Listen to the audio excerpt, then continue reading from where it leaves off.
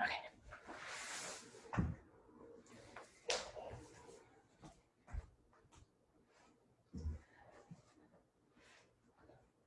right, so we're going to start a forward bending practice today. And this is recorded, so just so you know, future classes, if you miss, you can always ask for the recorded class and do it on your own schedule. So just email me to ask for the class.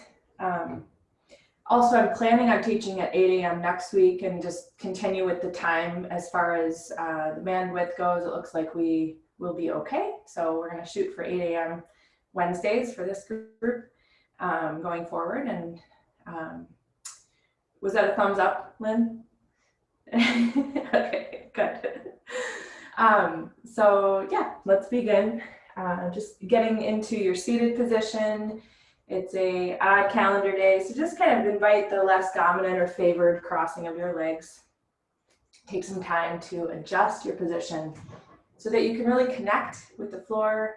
You can connect with the base of your seated position, and you can start to feel a lightness along your spine.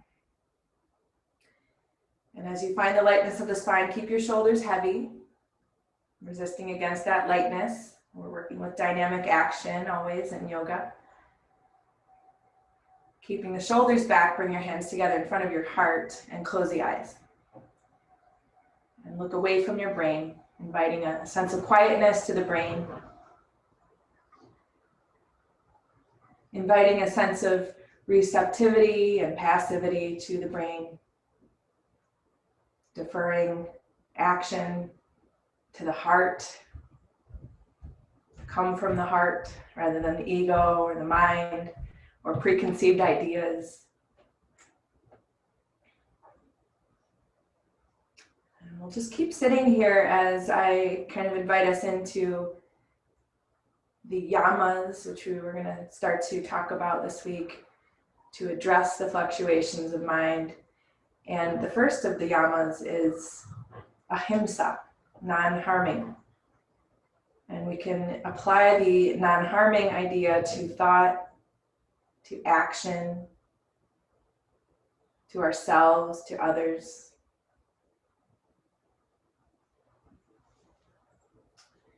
And I'm going to read to you a passage from Meditations from the Mat by Rolf Gates about the yamas and the niyamas. As we begin to live the yamas and the niyamas, we make a joyful discovery. Having anticipated an onerous set of challenges and the not too distant prospect of failure, we arrive instead at an ancient truth that to live according to these precepts is actually a relief. We realize that in fact these restraints and observances, which are the translation for yamas and niyamas, are in keeping with our own nature. We humans are meant to live in harmony, and the yamas and niyamas are simply a means to foster internal and external balance in our lives. So let's take a bow to our own hearts, welcoming this idea of non-harming in thought and action to ourselves and others. And let's see if we can weave it into our practice today. As you're ready, release your hands. Lift your head and allow your eyes to come open. And welcome.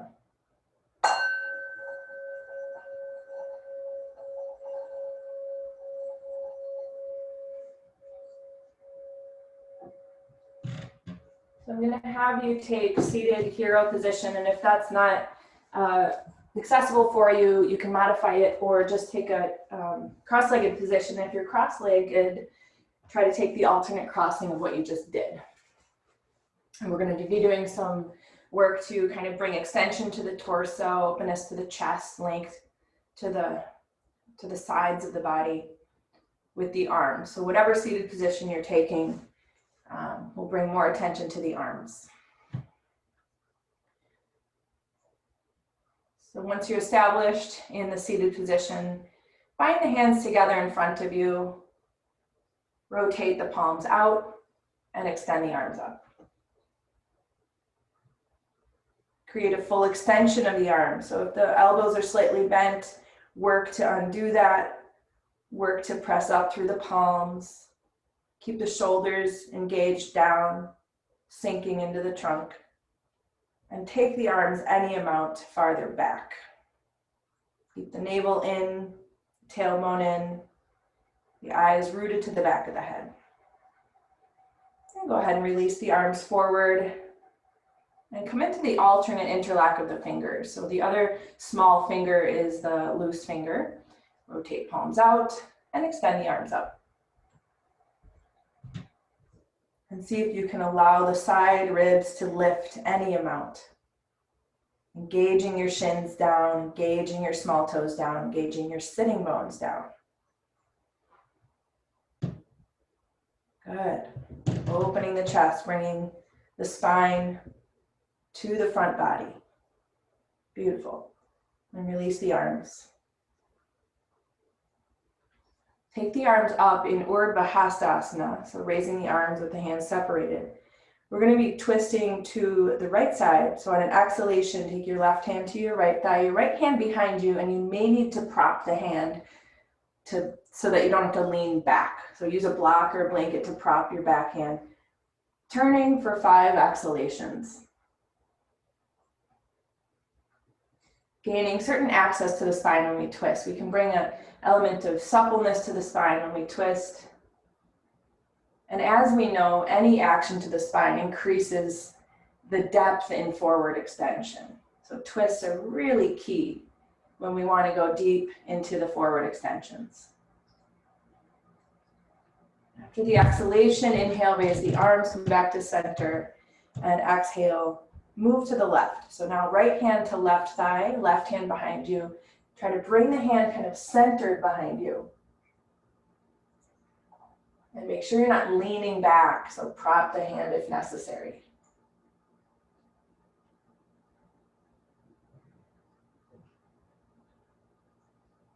Wonderful. One more exhale here. And inhale to raise the arms. And exhale, release the arms down. Good. So we're going to release the legs in downward facing dog. So you can kind of clear your mat. We're going to open the backs of the knees.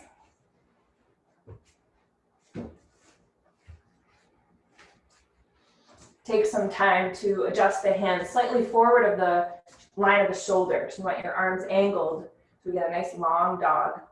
Curl your toes under, and on an exhalation, extend your legs. Hips way up.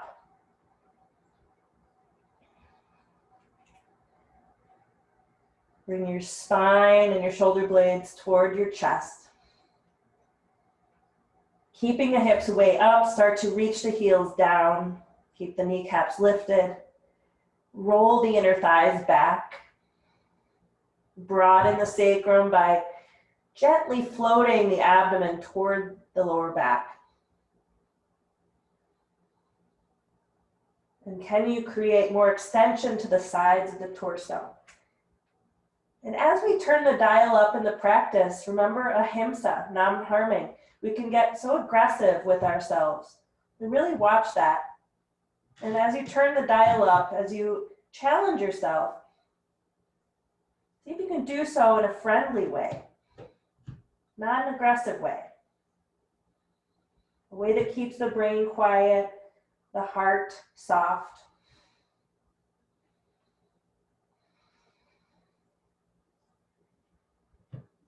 We'll start to walk in, bringing the feet and hands together. We're going to come into Uttanasana. So keep your legs separated, hip distance, and take hold of the backs of the shins or ankles. And see if you can shift your weight so that you're not all in your heels or in your toes. We really want to balance over the feet. Look forward as you kind of press the hands against the backs of the legs. Look forward with the spine toward the chest. Open the front spine. And then exhale, lengthen toward your legs. Keep the elbows wide here. Yes, good. And if your knees start to bend, go back to looking forward. Re-extend the legs and then bring your chest toward the legs again. So don't let the legs bend, even though they really want to here.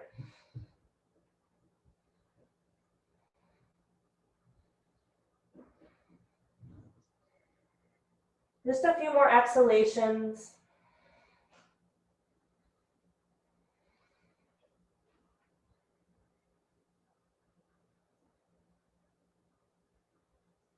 Good. Look forward. Take your hands onto your hips, and on an in-breath, come up. And step your feet together, legs together. Find yourself in mountain pose. See if you can bring a sense of firmness to your legs. Adjust the tailbone in, lift the trunk, drop the shoulders. Balance your feet.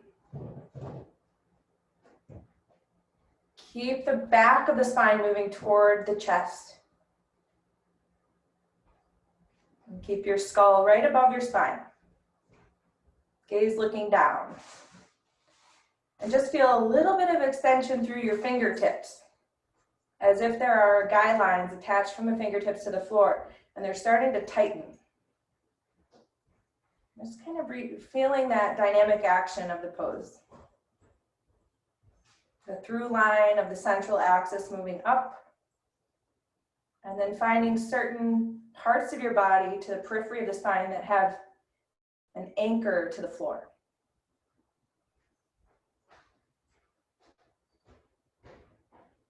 Good. And we'll open the eyes. All right, so we're gonna explore Paschimottanasana behind the back in our Parsvottanasana pose. So the first thing we wanna do is just place our blocks to the right end of the mat.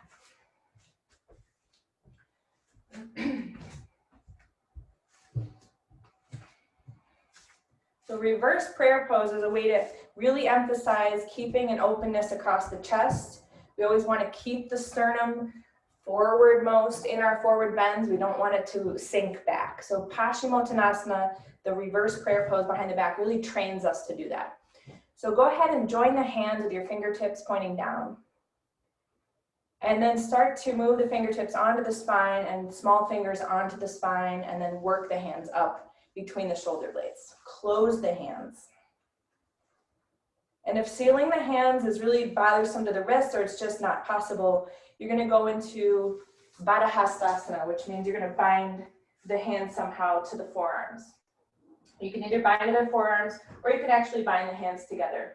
So either position is a great modification for Paschima, Western facing Namaskarasana, prayer pose. Okay, so once you have your position, step your feet wide.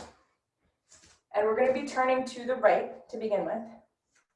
So taking the right toes out, left toes in, and pointing your hips towards those blocks. Use your hand position to help you lift and spread the chest. Fully extend your back leg. Sometimes you see people kind of quasi-bent there. Fully extend the back leg, and to help you engage your back leg down, you might remember this from last week, when we elevated the front foot, lift your right toes up. Lift your right toes up. Everybody, yep, there you go.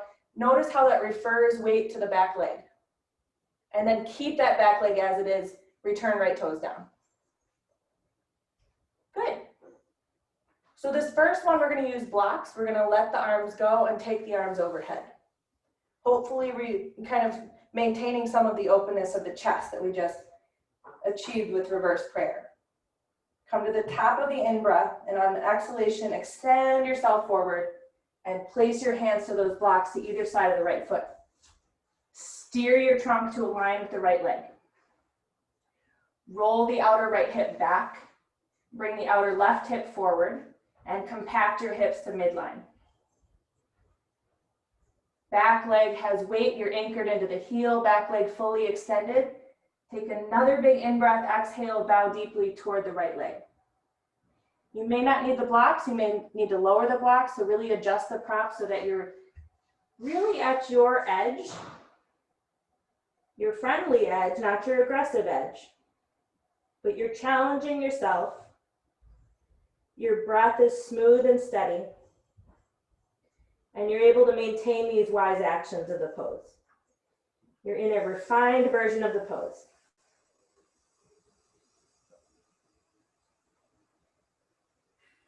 Good, we're gonna come out of it. So look forward, take your hands to your hips, bring yourself up by anchoring into the back heel. If the blocks were useful to you, you're gonna carry them around to the left.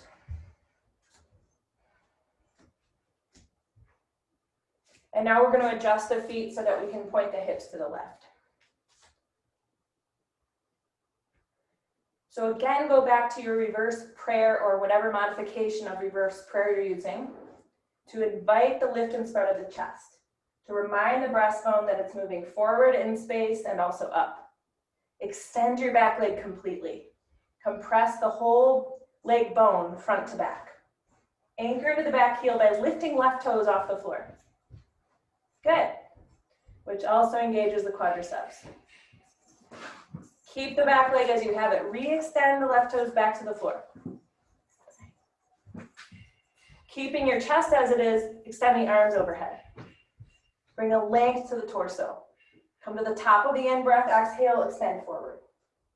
Place your hands to your blocks to either side of the left foot. Spend a little time here in the concave lumbar position looking forward. Aligning your torso with the left leg. Keeping a sense of anchoring into the back leg. And on your exhalation, bow deeply toward the left leg.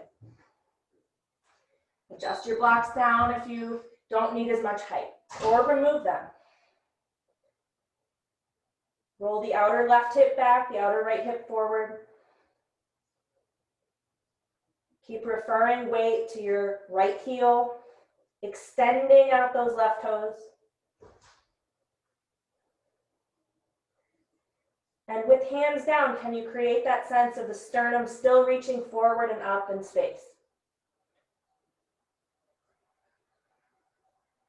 Look forward, take your hands to your hips, and inhale, come up. Good, adjust your toes to face forward. So next version, you can just move your blocks off of your mat. We're gonna do the Paschimma Namaskarasana. So we're gonna have the hands behind the back for the same pose for Parsvottanasana. So go ahead and angle out, right foot 90 degrees, left toes way in 60 to 80 degrees. Legs fully extended. Finding your reverse prayer position behind your back. Move the tailbone in, fully extend the back leg, lift the right toes up, bring some weight into the left heel. Re-extend those right toes back to the floor. Take an in-breath, and on your exhalation, lengthen over the right leg. Keep looking forward, gaining a little more length across the floor, and on an exhalation, finish it off, bow deeply toward the right leg.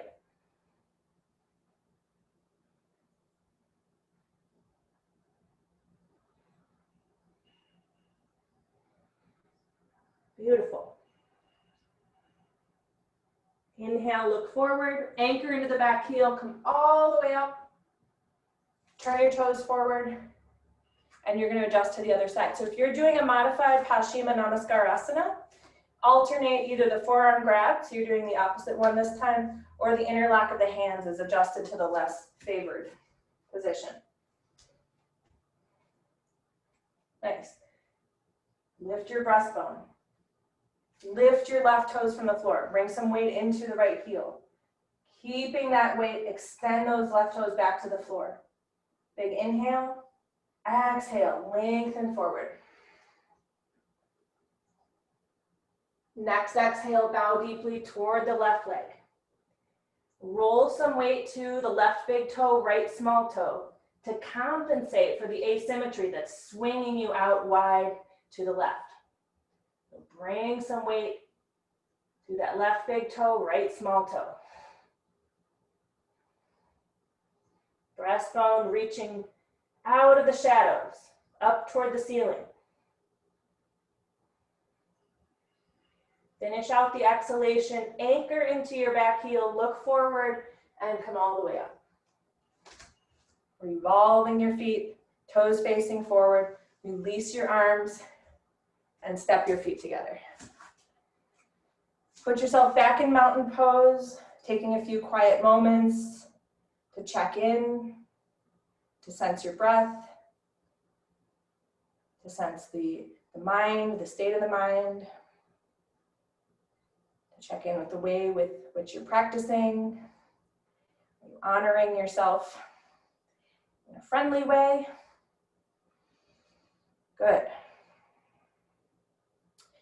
And now we're going to come into revolving triangle, which is a beautiful rotation for the spine. It's going to give us a lot of depth in the other forward extensions we're going to do today.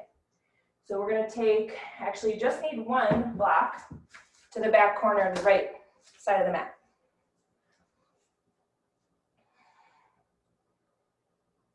And today we're going to attempt to cross the arm to the outer foot. So we're going to go nice and deep. So you can jump or step yourself to wide position. Take your hands onto your hips, revolving the right toes, and then revolving the left toes. So we're going to face, again, same short end of the mat. Fully extend both legs, just like you just did for Parsvottanasana. Extend your left arm straight up. On an exhalation, lengthen forward, take the left arm outside the right foot onto the block so it's as much in line with the shoulder as can be. Compact your right hip toward midline. You can sense it likes to push out, so hug it into midline. Roll that left armpit chest to the right. Roll the top shoulder back. We're trying to stack the shoulders. And then at the very finish, stack the top arm. Keep the legs extended. Keep shifting weight to your back heel.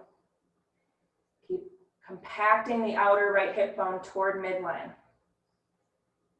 Bringing that left armpit chest out of the shadows. Bringing the right shoulder back. Good.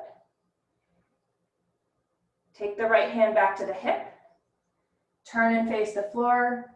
And on an in-breath, bring yourself up and out of it. Nice work. And transfer your block to the back corner, the left side of the mat. Beautiful. So the second one I'll get us into, and then I'm going to pop over to the camera and look at you guys. So we're going to turn left toes out, right toes way in. Point your hips at the left end of the mat. Fully extend both legs. Always do that adjustment with the front foot if it helps you shift the weight to the back leg or remind the back leg of its actions. Then step the foot back down, keeping that. Reach the right arm up. Come to the top of the in-breath.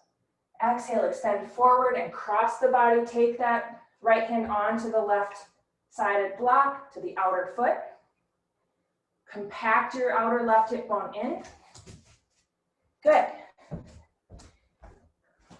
Keep revolving the torso to the left. Bring the top shoulder over the bottom shoulder. Keep both legs extended. And when you sense the shoulders are stacked in alignment, take the top arm straight up.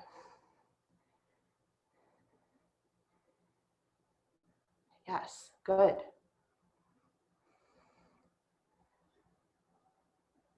There you go. Nice, Lynn. Nice, John. Honoring yourself. So maybe taking the top arm up is not a wise choice today. Yeah, if you did take the arm up, take your hand back to the hip.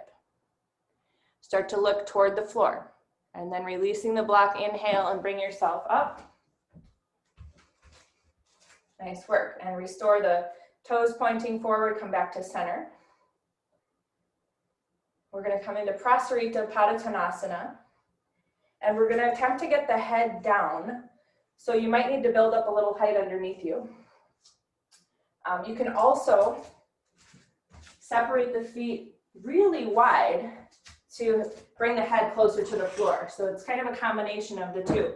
Building height up under the head, but also experiment with taking the feet maybe a little bit wider than you do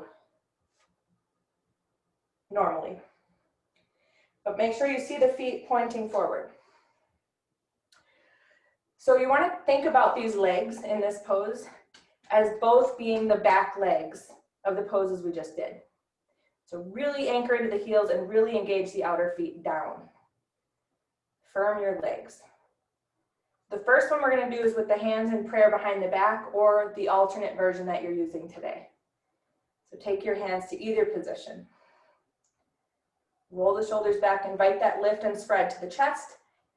Take a big in-breath here, and on your exhalation, extend forward. Keep your eyes forward. And then bowing deeply, bring the head down. If you feel like you're going to do a somersault here, you can bring your hands down, of course, to stabilize yourself. But use the hands to help you keep the spine moving toward the front body, to keep the shoulder blades in.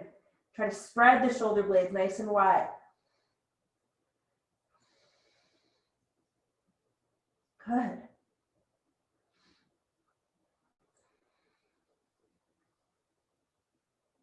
Okay, we're going to go a little bit deeper. So look forward, plant your heels, inhale, come all the way up. Good. The next version, we're going to be bringing the hands to the shins or ankles. So release the arms and take the arms straight up. Come to the top of the inhalation. Exhale, extend forward, swing the arms out wide and catch the backs of your legs, your ankles or your shins. Pull on those legs, spread the elbows wide so the elbows are pointing out to the sides. Place the head down. And if you feel like your knees start to bend, come to the concave lumbar, look forward, try to re-extend the legs, and then come back in.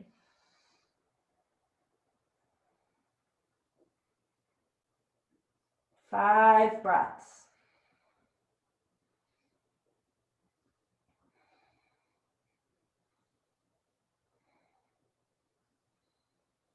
Good. Lift your head, look forward. Bring your arms all the way up. And release the arms down.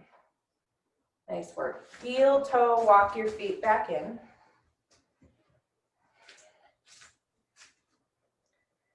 Shoulders in line with hips. We're coming into mountain pose. Close your eyes, drop the shoulders, plant your feet, and lift through the crown of the head. Finding a firmness and also a lightness in the body.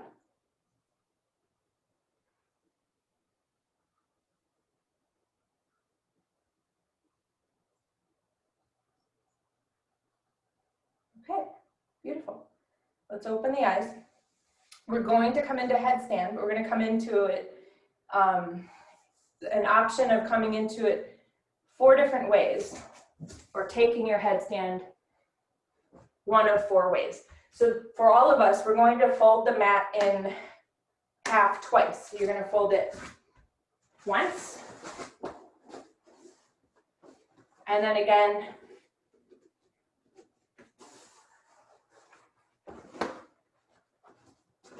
so you have your mat folded in a quarter of what it was. And then you'll kind of, this is a little awkward because my camera's facing away from you guys, but what you want to do is sit on the blanket, sit on the mat so that your butt comes right to the edge of the mat with your feet to the wall. So you have to do a little finagling to get that distance. So hopefully everybody has a little bit of wall they can use. If you go off camera to find that wall, that's okay, but you'll want to come back and just see what the variations will be before you go into it. Oh, good, Kathleen, I can see you.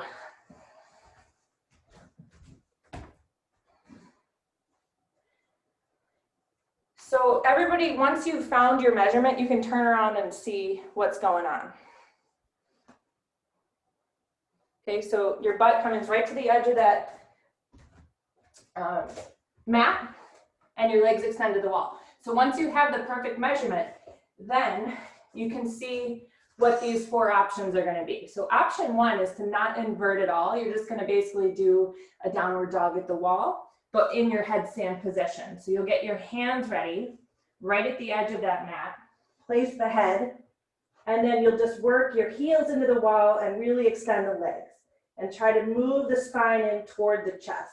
So this is stage one. Stage two could be to take the feet onto the wall and kind of do a half headstand. Okay, this might be where you stay. Stage three might be to individually lift the legs to sense the full headstand. Individually lift the legs, this is stage three. And then of course, stage four would be to come up completely. Stage four. But if you are not inverting today, there's another option, which is to sit in Dandasana and work the spine in toward the chest and work those actions, because it's the same actions you'll need for headstand. Okay, so I'm going to watch you guys, and I'm glad I can see everybody here. So remember, the first action, if you're not inverting, is to get your hands on the mat, your head down, and your legs extended as if you're in downward dog, with your heels to the wall. That's right, Kathleen.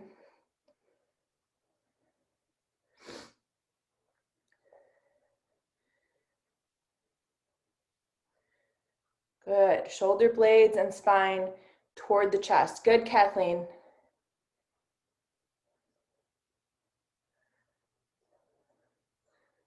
So Kathleen, if I were you, because we all have different proportions, I would drag your little mat setup a tiny bit closer to the wall so that you have more of a right angle. Right now your torso is a little angled out. So bring your mat just a little bit closer to the wall. That looks great, Shoshana. John, you could work on extending one leg at a time. Beautiful, Shoshana. And Lynn, it's solid as always.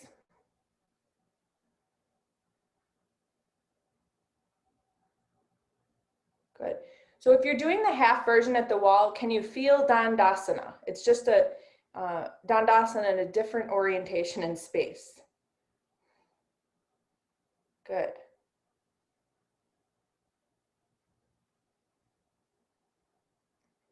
Yes.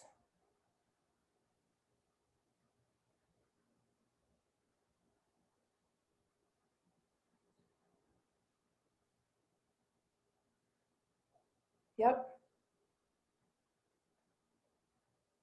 Nice. And once you have practiced a few times with the legs up and down, feel free to come into child's pose.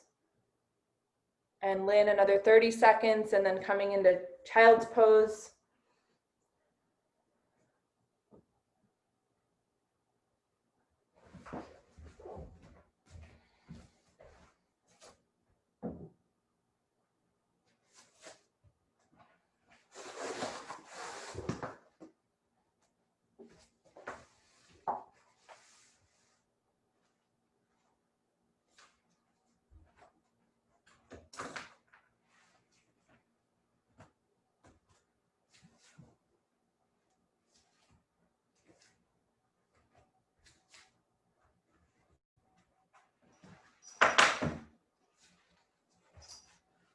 Okay.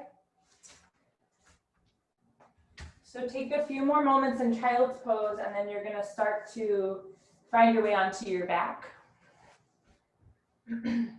For Padangustasana, we're going to do a series of, 3 Padangustasanas.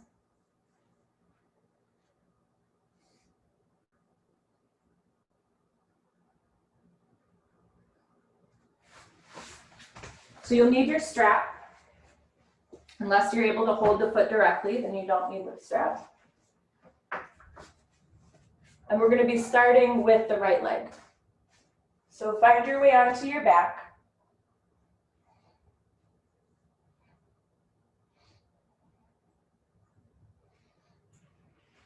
We're actually going to do 4 versions on each leg, but they're going to be pretty quick.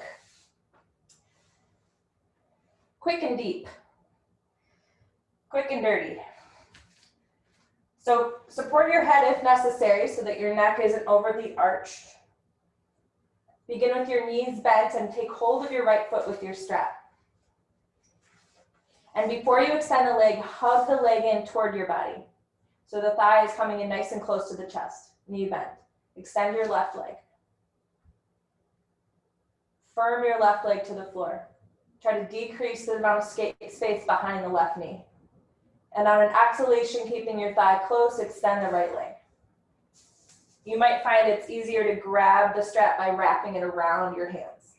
Feel free to do that. But find your straight leg and compact your right thigh toward the back of the leg. Anchor into your left leg.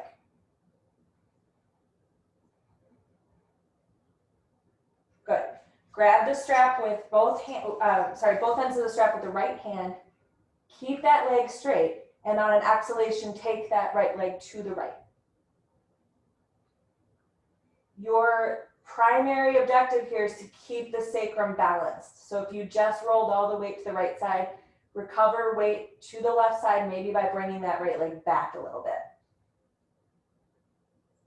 Keep the leg close to the shoulder line and fully extended.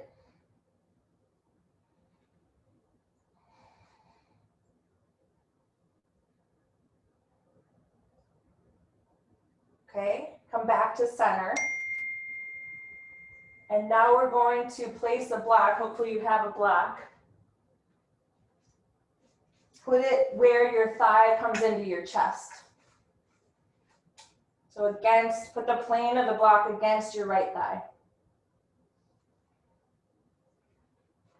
And this is to keep the leg compacting front to back, even though we're about to bring the leg really close to the body. So you're going to crawl up the strap with both hands again. Anchor into your left leg, and on an exhale, lift your head from the floor. Use that block to keep a sense of separation between your chest and thigh, but also to compact the right thigh front to back.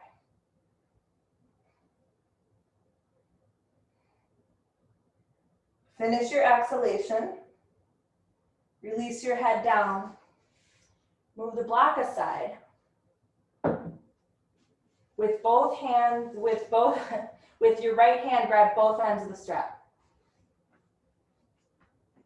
Turn your right toes out. Bend your right knee out wide. Grab hold of the right ankle with your left hand. Lift your head and tuck your right arm behind your head. Anchor into the left leg. This is the fourth Padangusthasana we're going to do here. So if this is too much, you could do figure 4. Try to steer your leg to the left, even though it wants to shift right. And try to align or bifurcate the mid-shin with the breastbone.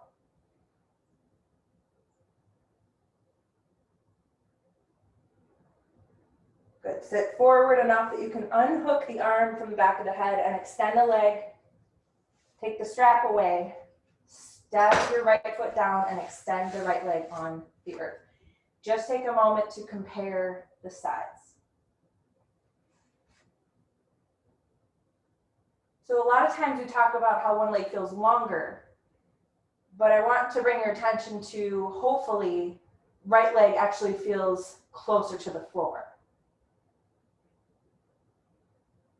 which will really help us on side 2, because this right leg is now the anchor. So go ahead and step your feet to the floor. Take hold of your left foot with your strap. And the first stage is just hugging the leg in close.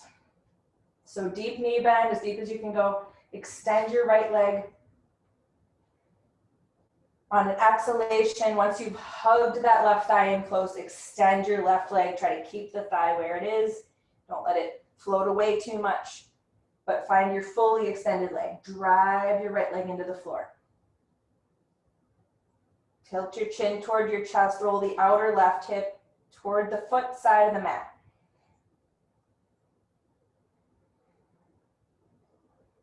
Keeping your leg as close to your torso as you have it now, pass your straps into left hand. Exhale, lengthen the left leg off to the left. Observing the sacrum, staying balanced.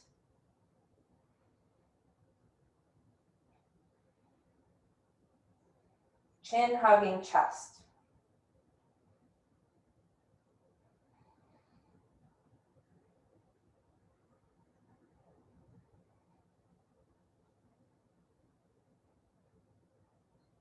Good, bring it back to center.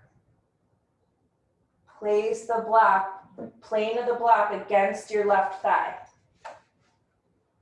So it's wedging between your thigh and your torso, your chest, maybe your abdomen. And you're gonna split the strap again, so each hand is holding. Drive your right leg into the ground, inhale, on your exhale, lift your head. And feel the block, not only keeping a nice amount of space open between your chest and your thigh, but also compacting left thigh front to back. Non-harming, non-aggression, friendliness, but still challenging yourself.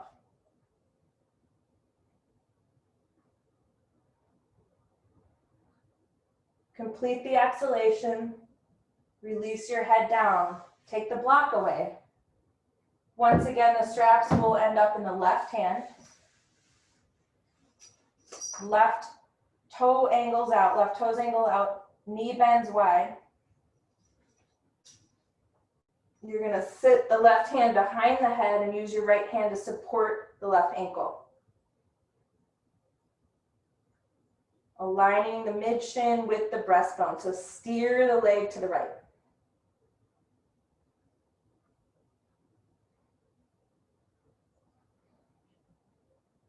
Breathing deeply.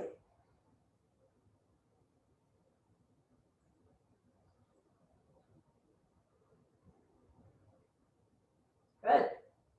Sit forward enough you can unhook the arm from behind the head. Place the head down, extend the leg up, and remove your strap. And once again, stepping the foot down, extend the leg, feeling that the legs are now sitting down on the floor a bit more easily. There's not as much space behind the knees. There's a compaction of the thighs.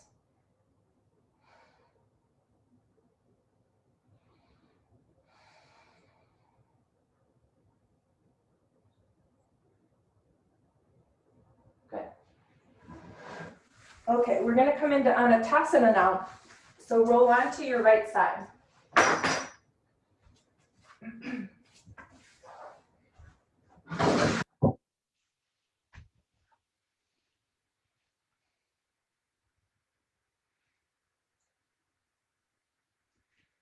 Line yourself up. So from your bottom arm extended fingertips all the way to your heels, we want it to be one line. Then you're going to bend that bottom arm and prop your head. And kind of notice how the top buttock falls back. So your job is to bring your top buttock forward. You're going to feel kind of more weight over that bottom hip bone. So we want to kind of keep that in check. We don't want to kind of fall back with the top buttock. Okay, bottom leg is fully extended. So flex that bottom leg foot. Pull your toes toward you or point them out toward the camera. We're going to come into kind of a tree pose configuration here. So top leg is going to bend. And you're going to grab onto your big toe with your first two fingers and your thumb. And just like you did on your back, hug that thigh in as close as you can. So your thigh is coming toward your side body. And then from there, extend the leg up. And what I really want to point out here today, for our intents and purposes, is the dynamic action happening between the leg shooting up and the arm pulling down. That's important because it's very stabilizing and it's going to stabilize us in another pose. So reach up with the top leg, but pull back down with your arm. Pull on that big toe. So the leg is reaching up, the arm is pulling down. The shoulder should be kind of not moving toward the wrist. It should be moving in the opposite direction. Top buttock rolls forward. These look great. Awesome. Go ahead and bend the knee. We're going to switch to the other side. So you can either roll onto your stomach, or if you want to keep facing the camera, you can just kind of swivel around and find yourself on your left hip side. Bottom arm extended, line yourself up.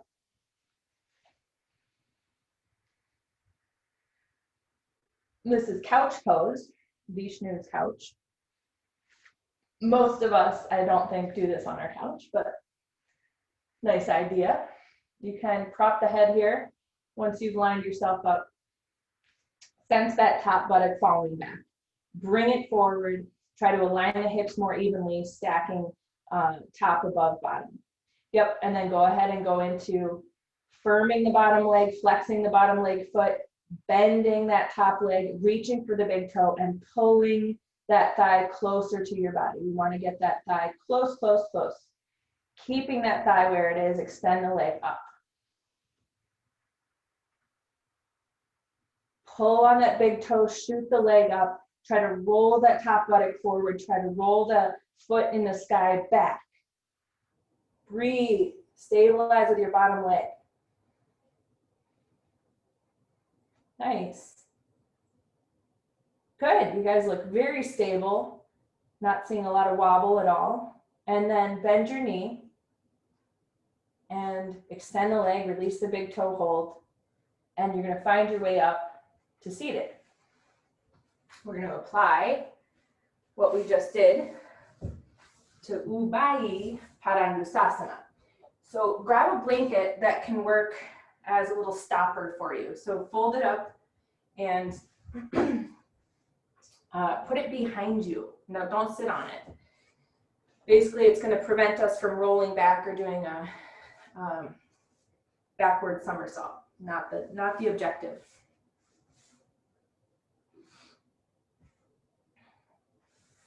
And we're going to try this just one leg at a time before we do both.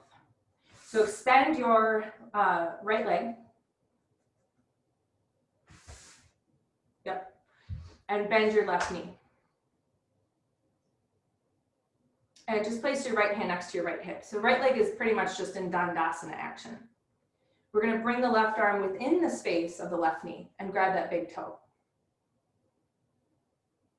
So notice already how we kind of want to roll back around the spine and kind of drop off the back sitting bones. So prevent that or correct for that. Shift your weight forward. Move your spine toward your chest. Primary actions of forward bending. Okay, so you're going to help your foot lift from the floor. So you're pulling on the toe, your foot comes off the floor. But nope, not yet, don't extend yet. So yep, keep the thigh moving back in space. Yep, get the thigh as far back as you can toward your chest, then extend the leg. Sit forward. Anchor into your Dandasana leg, your right leg. Move your spine towards your chest. Pull back on that big toe, but shoot the leg away from the foot. Feel the dynamic action here. Nice. Bend the knee again. And now extend that left leg, put it in Dandasana position. And just sit up for a moment in two-leg Dandasana. Good. Okay, other side. So now left leg is our anchor. We're going to bend right knee. We're going to bring the right arm inside the space of the right leg. And first two fingers and thumbs hook the big toe. Okay, so again, be on your sitting bones. Firm your left leg to the floor. Pick up the foot first and draw the leg back. Like you're pulling back on a bow and arrow. So pull back, pull back, pull back. Get the thigh as far back as you can. Then extend the leg up. Keep your weight forward, spine moving forward, anchor into left leg, be on your sitting bones, breathe. Good. And now bend the knee, place the foot down, slide the leg forward, be back in Dandasana, sit up tall.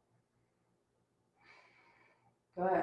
Ubayi Padangustasana. Now we're going to try both legs, and this is where that blanket might be a helper so that we don't go rolling back. So make sure it's right up against you. You're not sitting on it, but it's right there like a wedge. Okay, bend your knees, both of them. The idea is to clamp a little bit. We don't want to go super wide because remember the legs end up straight out in front of us parallel. So let them open up wide enough that you can reach through and grab your big toes. Okay, once you have the big toes, correct what's happening in your spine.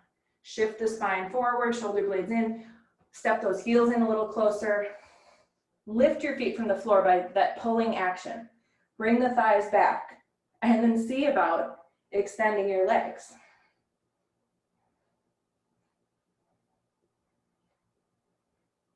Pulling on those big toes. Forming that dynamic relationship between your arms and your legs. Okay, place the feet rest, sit up. Sometimes I rest in Baddha Konasana between attempts. Sometimes I come back to Dandasana. So it's really what your body needs as a little recovery moment, but I want you to do 2 or 3 more. So don't get locked into that one attempt. Just try a few more, be playful, try something different, be friendly. Grab the big toes, lift the heels, try to move the thighs back in space, then begin to extend the legs.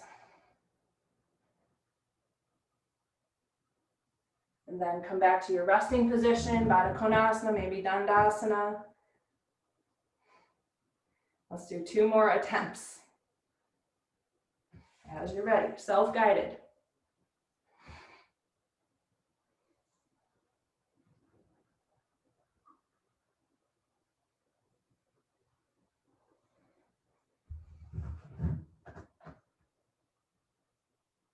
Bring the legs together and then you got it, Kathleen, good. Yep.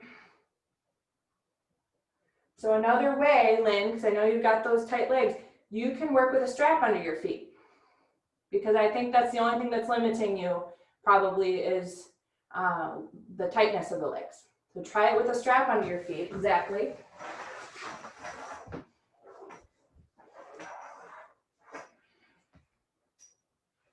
And it's less like boat pose because the legs are way higher than the trunk. So, and the chest comes towards the thighs. Yes. Yes, good. That looks a lot better. Exactly. All right. So bring yourself down. Good. And let's all come into Dandasana. Extending the legs forward.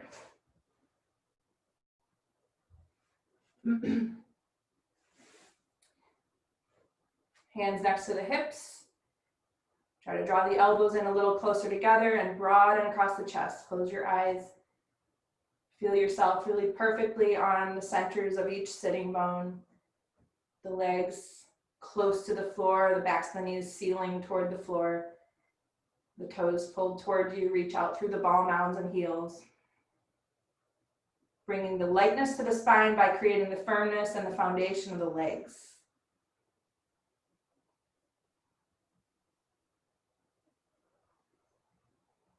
Good.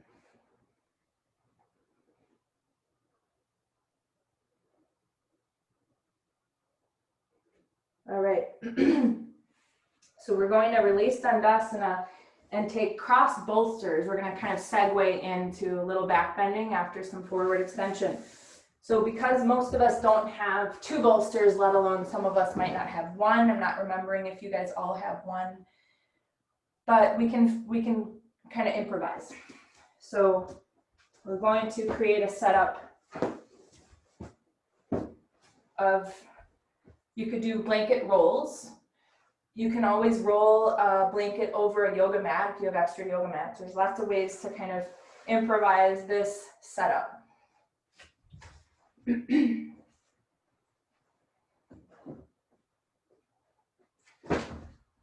So I like to put a blanket where my head is going to go and my shoulders so that there's a little more padding or cushion there.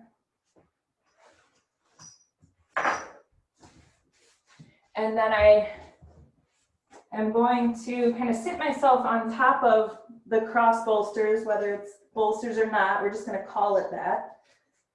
And you're going to help your shoulders and head come down. I'm going to let my feet open up wider than my hips. And I'm going to try to keep my toes pointing up.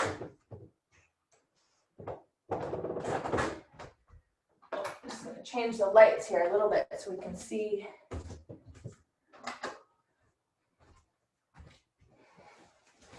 Okay, so the head comes down, legs extend, rest on your heels. Try to pull your toes toward you. Unfold the arms and sink the shoulders down. The chest lifts, the tailbone moves in toward the ceiling.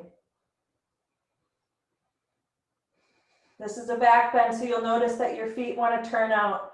So do your best to keep rolling the inner thighs down.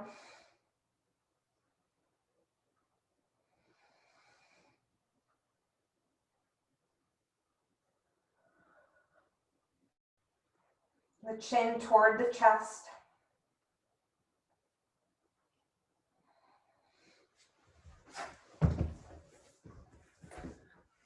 Looks good, Lynn. Yes, nice. Your gaze away from the brain.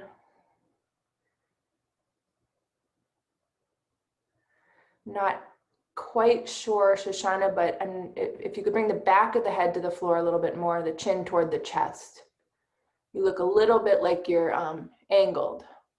Is that the uncomfortable position for your neck? Okay. Let me, come back onto your bolster.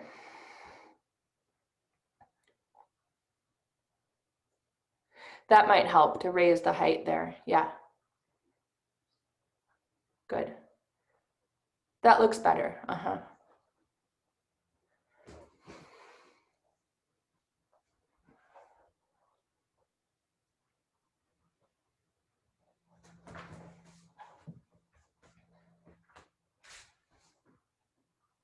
Okay, so we're starting to move into kind of the quieter end of the class here. So just bringing a sense of witnessing the breath, of holding actions but finding repose in the pose,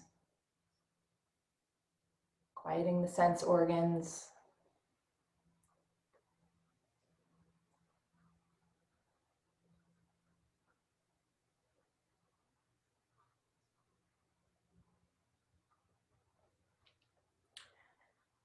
And now, assuming you have room, the best way to leave the pose is by bending the knees and actually sliding toward the head side. So not rolling off, but slide toward the head side until your butt comes down onto the floor. And then you can cross your legs and leave them elevated on the cross bolster setup. So let the butt come down, either crossing at the ankles or the shins.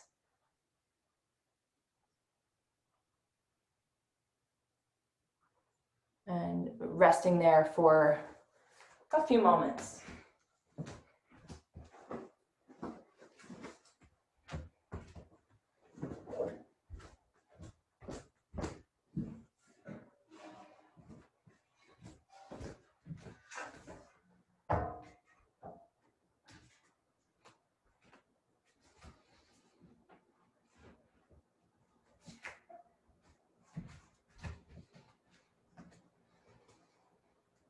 So we are going to quietly transition to set up for shoulder stand.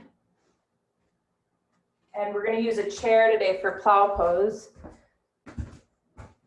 So Shoshana, you decide if you're going to do this pose or if you want to just do legs up the wall or on the chair, you could do that. But we're going to set up with the chair opened up, our blanket set up.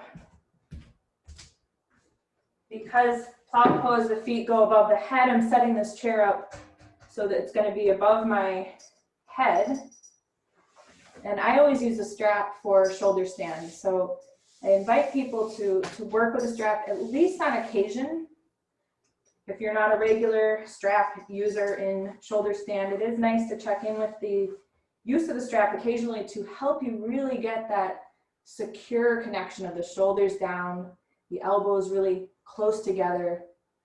And it does help us really get the hands up higher on the back. So at least on occasion, checking in with that. The spacing is really that when you put your wrists inside the strap, you see your arms are parallel. That's a good way to measure your strap for your own proportions. And then leaving the strap on one arm, you're going to help yourself onto your blanket stack so that you're leaving about an inch of space from your shoulder to the end of the blankets.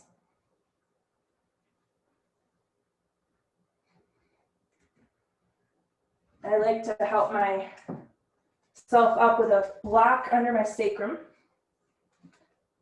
And then it does sometimes take a little momentum to kind of bring the legs up and over.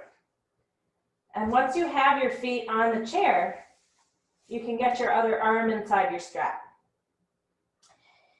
And we want to kind of bring a sense of awareness to The shoulders coming down, the back of the head coming onto the floor. The hands crawling their way toward the shoulder blades. Pushing, manually pushing the spine in toward the chest, the shoulder blades in toward the chest, helping your spine become straighter and more aligned vertically. And then from plow pose, raising the legs individually. Doing one and then the other.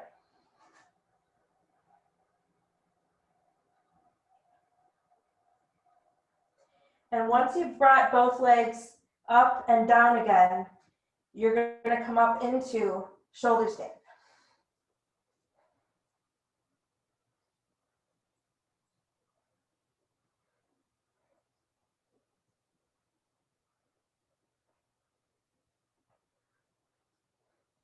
Now I'm coming out to look at you guys.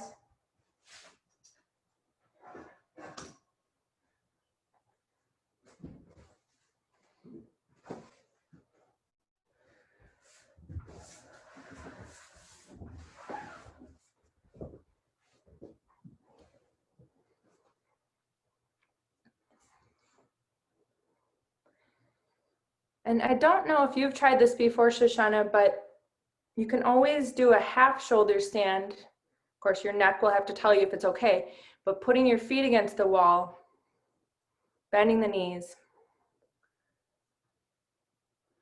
No, okay.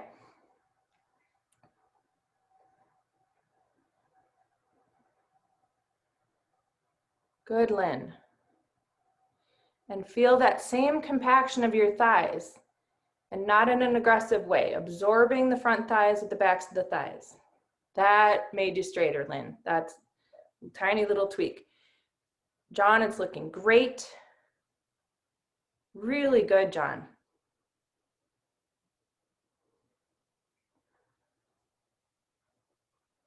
Take the middle horizontal line of your buttocks into the front body.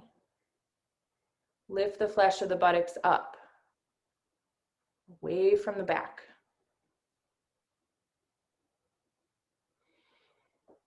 And now two of you are in Sarvangasana, John and Lynn. So again, we're going to be bringing the leg down and up again. Exhale, lower one leg. Really observe the upright leg, that it stays stabilizing, lifting. Good.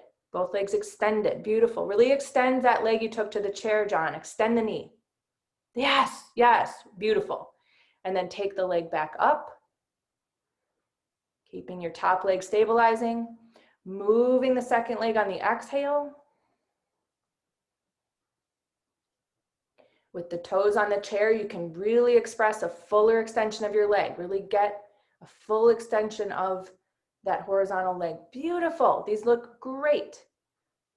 Take your leg back up. Nice. And now take both feet to the chair.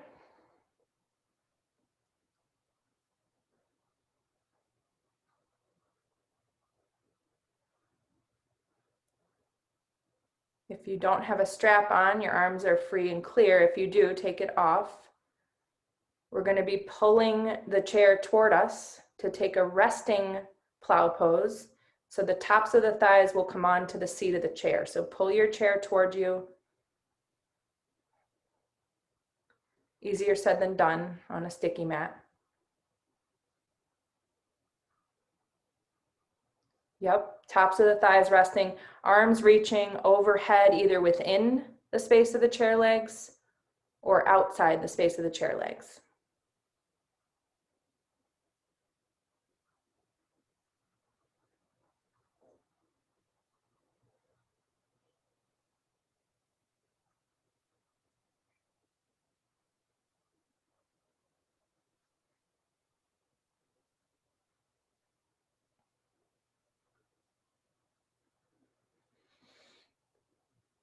And now keeping your arms fully extended, either grabbing the chair or reaching out through the fingernails, start to lower the back body, descend the hips. Try to do so with some control, kind of resisting that momentum that comes.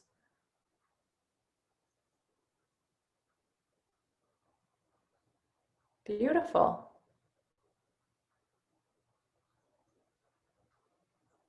And once you've found your butt has come down, then you're going to shift again to your head side, just like we did to come off of cross bolsters, so that just your hips are elevated, but your shoulders and head are both down on the same height. You can cross your legs and take the alternate crossing of your legs this time.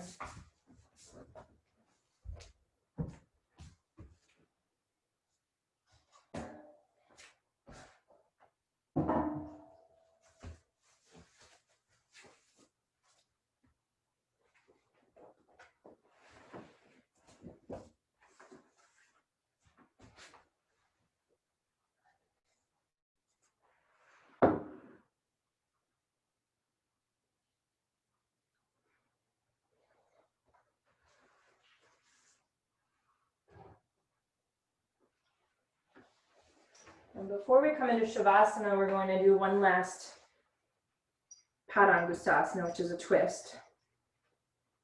So Parivrita Padangustasana, revolving. And so you're going to help yourself clear your mat.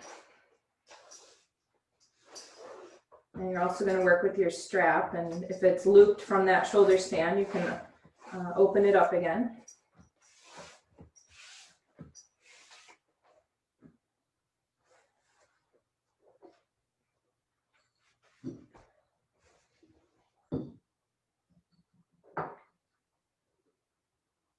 And come onto your back.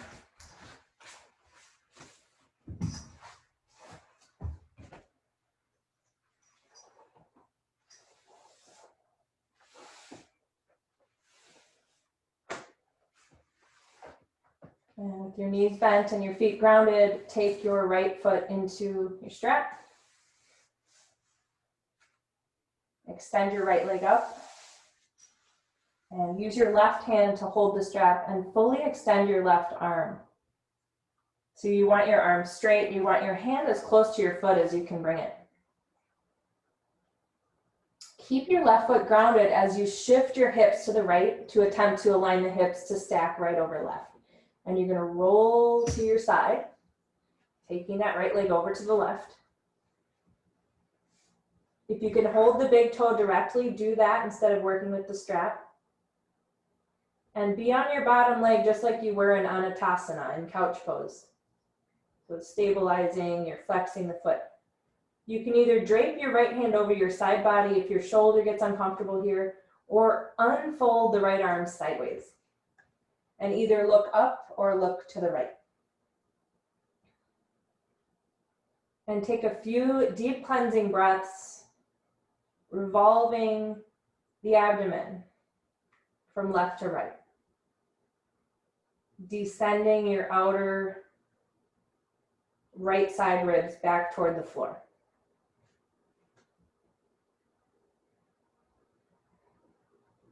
Keeping an awareness and a fuller extension on the bottom leg. Recalling your revolving triangle pose. Treat your bottom leg like that anchor.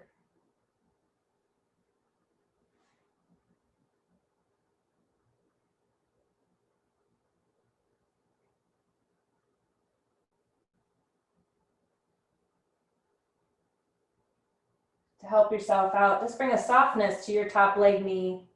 You might bend your bottom leg knee as well and just help yourself come onto your back. Do so with a gentleness, a friendliness, an intention of non-harming. And we'll set up for second side. So once you're evenly on your back, grab hold of your left foot with your strap and have right hand hold those strap ends as close to the foot as can be, the right arm fully extended. And we'll keep the right leg bent for now as we lift our hips and just kind of slide things over to the left so that we can tuck right hip under, left hip above, start to guide the leg sideways, stack your hips, straighten out the bottom leg. And again, either draping left hand on your sideways or unfolding the arm, extending it out to the side. Take your eyes up or over to the left. Revolving the torso right to left. Descending those outer left side ribs to the floor, with each exhale.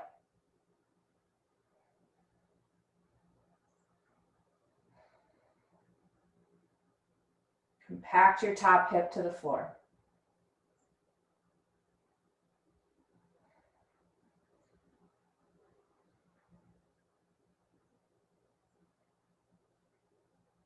And you're going to gently transition from here to Shavasana. Bend your bottom leg knee, bend your top leg knee. Move slowly with awareness. Free the foot from the strap.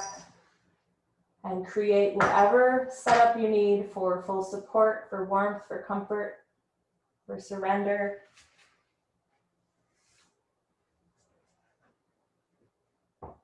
Maybe covering yourself if you feel cool. We have a 4-minute Shavasana today. We'll spend a little time with refining the actual pose, the alignment of the pose, and spend a majority of the time just surrendering the physical body of all effort. Letting go of that part of your practice. And feeling the residuals, the residue of awareness the practice creates.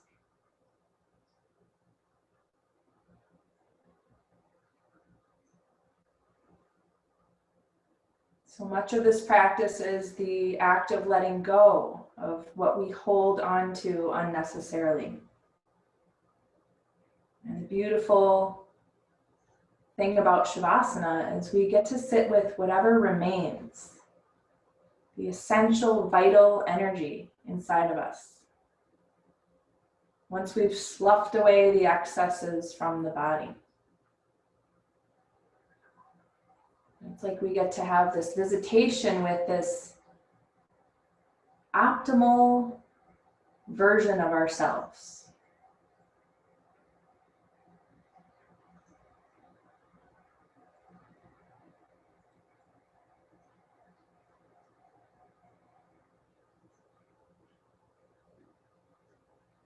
Let your breath be free.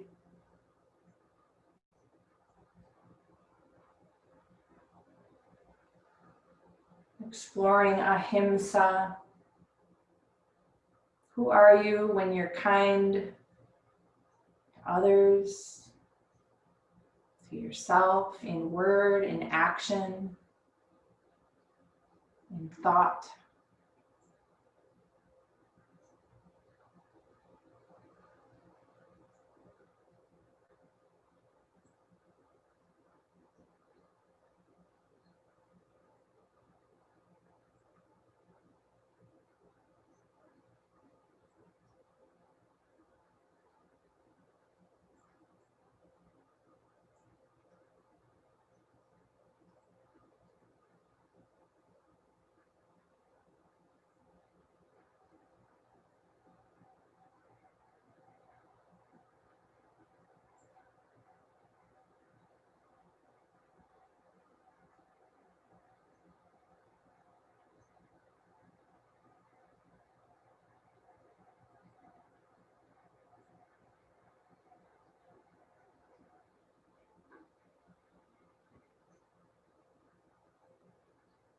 And take a deep cleansing breath.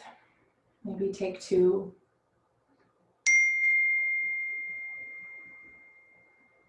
And begin to invite some small, simple movement into the body. Like you're thawing out or waking up.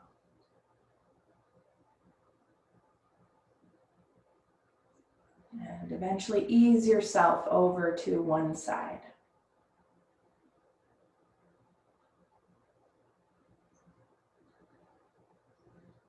From your side, you'll find your way to seated. Sitting in a way that feels balanced. You feel light, you feel stable, you feel aligned. Once you're there, let the hands meet in front of the heart center. Let's bring a gentle smile to the face. Just take a moment to invite a sense of gratitude into your heart for whatever is true in your life right now.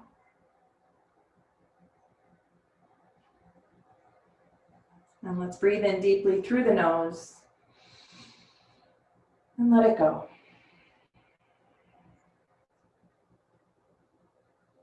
From the place within me that I know to be divine, I honor that place within each of you. Namaste.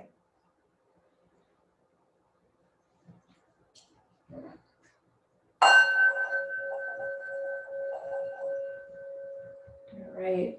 I'm just going to take a moment here to ask you guys a question, but let me turn the recording off.